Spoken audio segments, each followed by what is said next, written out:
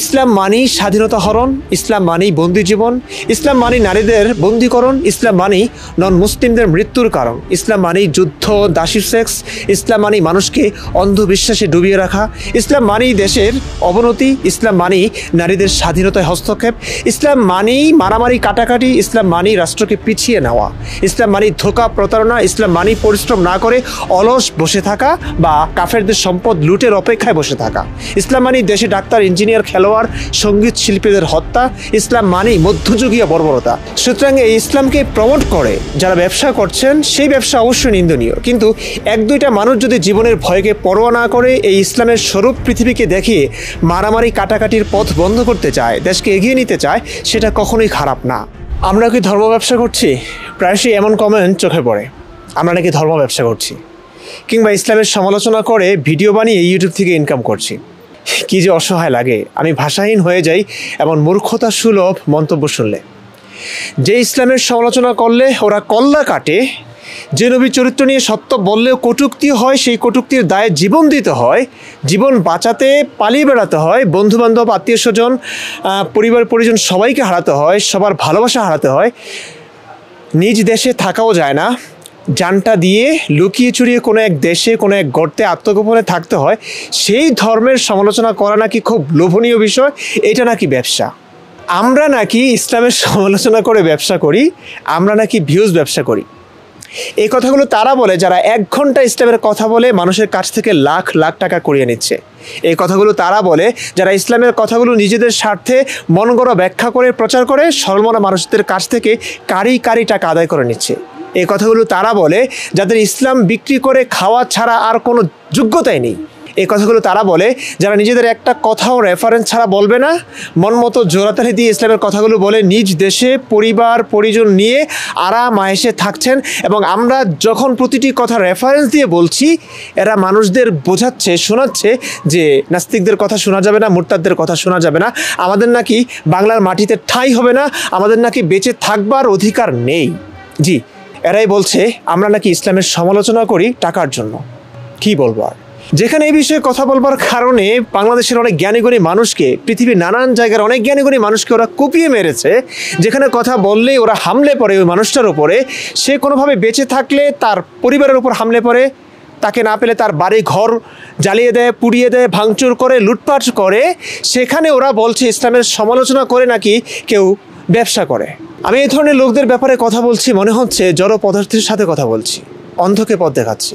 এরা কি আসলেই বুদ্ধি প্রতিবন্ধী? একটু কি ভেবেচিন্তে কথা বলেন এরা? আমি শুধু এদের একটা কথাই বলবো, যদি আপনাদের কাছে মনে হয় এটা খুবই লোভনীয় ব্যবসা, তাহলে প্লিজ আসুন আপনারাও কথা বলুন। আমরা তো এটাই চাই, এই রমরমা ব্যবসাটা আপনারাও করুন। নবী মুহাম্মদের চরিত্র, কোরআন হাদিস ঘাটাঘাটি করে সত্যটা বলুন, রাত দিন গবেষণা করে একদম সহিহ ইসলামের কথাটা, রূপটা মানুষের কাছে, জাতির কাছে উপস্থাপন করুন। ভাই, আমরা তো আপনাকে স্বাগত জানাচ্ছি, উদাত্ত আহ্বান জানাচ্ছি এই কাজের প্রতি, এই পেশার প্রতি। আসুন ভাই, আসুন সত্যের পথে, মুক্তির পথে, আপনাদের ভাষায় রমরমা ব্যবসার পথে। পারবেন আমার মতো কথা বলতে? সাহস আছে? আমার মতো একটা ভিডিও বানানোর যোগ্যতা আছে, কিংবা সেই সাহস আছে? তাহলে বানান না, মানা করেছে কি আপনাকে? জানি এক্ষেত্রে বলবেন আমরা আপনার মতো হব কেন, আমরা কি আপনার মতো ইসলামী অবিশ্বাসী কিংবা ইসলাম বিরোধী? আরে ভাই, আমি কবে ইসলামী অবিশ্বাসী ছিলাম? আমি কবে ইসলাম বিদ্বেষী ছিলাম? হাফেজ মৌলানা মুফতি হয়েছে ইসলামের সমালোচনা করতে, নাকি ইসলাম ভালোভাবে বুঝে মানুষকে বোঝাতে? নিশ্চয়ই ইসলাম ভালোভাবেই বুঝে মানুষকে বোঝাতেই তো। কিন্তু তারপর মনে হলো হাজার সমস্যা, অসঙ্গতি, ভুল, স্ববিরোধী বক্তব্যে ভরপুর, তদুপরি এই ধর্মের জন্য মানুষ মারার বিধান, দাসী সেক্স, পরাধীনতার শিকল পরানো নারীদের পায়ে, তারপর আর মানতে পারলাম না। সহস্র প্রতিকূলতা কাটিয়ে উপেক্ষা করে এই কণ্ঠকাকীর্ণ ঝুঁকিবহুল বিপদসংকুল পথে পা বাড়ালাম।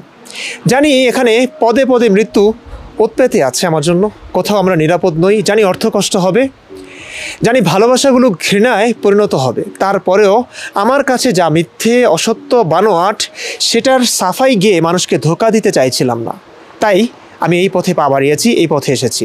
ইনকামের কথা যদি বলি, একটা ভিডিওর জন্য ইউটিউব থেকে $4-5 পাই, একটু কম বেশি পাই। অথচ এই এক ভিডিওর জন্য যে পরিশ্রম আমি করি, যে সময় আমি দেই, তার 100 ভাগের 1 ভাগও যদি ইসলামের পক্ষে দিতাম, রেফারেন্স ছাড়া আল্লাহ নবীর ভালোবাসা প্রকাশ করে নিজ দেশে ওয়াজ করতাম, তাহলে এই এতটুকু কথার জন্য পেতাম কমপক্ষে 1 লাখ, কমপক্ষে। এবার বুঝলেন? এই সত্যটা অনেকেই উপলব্ধি করবেন জানি, কারণ ফেসবুক থেকে একটা পয়সাও ইনকাম হয় না। ধর্মবিরোধী কথা বলে ধার্মিকদের আক্রমণের শিকার হতে হয় প্রতিনিয়ত। আইডি বারবার খেয়ে দেয়, একটা পোস্ট করলেই ঝাঁপিয়ে পড়ে, পেজে রিপোর্ট মেরে মনিটাইজেশন বন্ধ করে দেয়। ইউটিউবেও করে, কিন্তু ইউটিউবটা ফেসবুকে চাইতে একটু ভালো, সতর্ক তারা। তারপরে ধর্মের সমালোচনা, যেহেতু ধর্মের সমালোচনা মানেই রক্ত, খুন, ধর্ষণ, গণহত্যা, দাসী সেক্স ইত্যাদি অপ্রীতিকর এবং ইউটিউব অ্যালগরিদমে নিষিদ্ধ শব্দগুলো বলতে হয়। এতে কেউ স্পন্সর করে না, অ্যাড পাওয়া যায় না, মানে ইনকামের পথ প্রায় সকল পথই বন্ধ। তারপরে এত পরিশ্রমের পর কিছু মানুষ ভিডিও দেখে দুবেলা খেতে পারার অর্থ আসে, এতটুকুই। অথচ আমরা নাকি ধর্ম ব্যবসা করছি। আরে ভাই, আমার খেয়ে কাজ নেই, আমি ইসলামের সমালোচনা করে নিজের জীবনের সবটুকু সুখ হারাবো? কত সুন্দর পেশা ছিল, আমি লেখক, অনুবাদক, সম্পাদক। এই কাজ করেও বেশ টাকা ইনকাম করেছিলাম নিজের দেশে থেকে। নিজের জমানো বাবা মায়ের দেওয়া টাকায় ক্যামেরা, মাইক্রোফোন, এক কথা ইউটিউবের পূর্ণ সেট আপ ছিল আমার। ধর্মকে ব্যবহার করে সাধারণ মানুষের ইমোশনকে কাজে লাগিয়ে কত রকমের কন্টেন্ট বানানো যায়, সেসব বানিয়েও লাখ লাখ টাকা কামাতে পারতাম। এত ঝুঁকি থাকতো না আমার নিজের লাইফে, নিজের জীবনে। নিজ দেশেই থাকতে পারতাম, নিজ পরিবারের কাছেই থাকতে পারতাম। আমার সব ভাই বোন প্রতিষ্ঠিত, কেউ ইউরোপে, কেউ অন্যান্য দেশে, বিজনেসম্যান, সবাই প্রতিষ্ঠিত। আমার জন্য সব পথ খোলা ছিল। তারপরে এই পথে কেন আসলাম আমি? কেন? এই পথে এসে যদি কেউ কারি টাকাও কামায়, তবু মোল্লাদের ইনকামের সঙ্গে এটাকে তুলনা করা যায় না। কারণ ইসলাম মানেই স্বাধীনতা হরণ, ইসলাম মানেই বন্দি জীবন, ইসলাম মানেই নারীদের বন্দীকরণ, ইসলাম মানেই নন মুসলিমদের মৃত্যুর কারণ, ইসলাম মানেই যুদ্ধ, দাসী সেক্স, ইসলাম মানেই মানুষকে অন্ধবিশ্বাসে ডুবিয়ে রাখা, ইসলাম মানেই দেশের অবনতি, ইসলাম মানেই নারীদের স্বাধীনতায় হস্তক্ষেপ, ইসলাম মানেই মারামারি কাটাকাটি, ইসলাম মানেই রাষ্ট্রকে পিছিয়ে নেওয়া, ইসলাম মানেই ধোঁকা, প্রতারণা, ইসলাম মানেই পরিশ্রম না করে অলস বসে থাকা বা কাফেরদের সম্পদ লুটের অপেক্ষায় বসে থাকা, ইসলাম মানেই দেশে ডাক্তার, ইঞ্জিনিয়ার, খেলোয়াড়, সঙ্গীত শিল্পীদের হত্যা, ইসলাম মানেই মধ্যযুগীয় বর্বরতা। সুতরাং এই ইসলামকে প্রমোট করে যারা ব্যবসা করছেন, সেই ব্যবসা অবশ্যই নিন্দনীয়। কিন্তু 1-2টা মানুষ যদি জীবনের ভয়কে পরোয়া না করে এই ইসলামের স্বরূপ পৃথিবীকে দেখিয়ে মারামারি কাটাকাটির পথ বন্ধ করতে চায়, দেশকে এগিয়ে নিতে চায়, সেটা কখনোই খারাপ না। আমাদের এই পথ চলা কারো মৃত্যুর কারণ হচ্ছে না ভাই, কারো স্বাধীনতার হস্তক্ষেপ হচ্ছে না, কারো মানবাধিকার লঙ্ঘন হচ্ছে না, কোনো মানুষ বন্দী হচ্ছে না কাল্পনিক মিথ্যা কথার ভয়ে। মিথ্যে আশায় বুক বেঁধে কেউ অলস বসে থাকছে না। আমাদের এই সংগ্রাম মিথ্যার বিরুদ্ধে, সত্যের পথে, মুক্তির পথে, উন্নতির পক্ষে। আমি হয়তো এই ধর্মান্ধতা দূর করবার পেছনে সময় ব্যয় করে ডাক্তার, ইঞ্জিনিয়ার হতে পারছি না বা হব না, কিন্তু আমার এই প্রচেষ্টায় হয়তো শত শত মাদ্রাসা পুরো ছেলেরা অন্ধকার জীবন থেকে মুক্তি পাবে।